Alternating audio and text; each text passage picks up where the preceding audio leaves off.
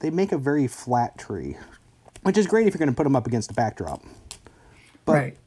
trees usually have branches that come out from the front and the side and all over. So trimming a few of these branches off allows us to, and we'll call that one done. That is beautiful. Let me hold mine up. Okay. Now we'll hold yours up. I think he wins. That is amazing.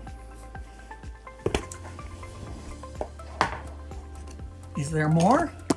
That's it for this tree. All right then. Thank you very much. I upset now because I have about 150 trees to replace. But that said, amazing what you've done there. I'm going to give it a try. I hope you will too. And I hope I'll see you next time when Greg Baker and others join us for the Backshop Clinic. Great stuff.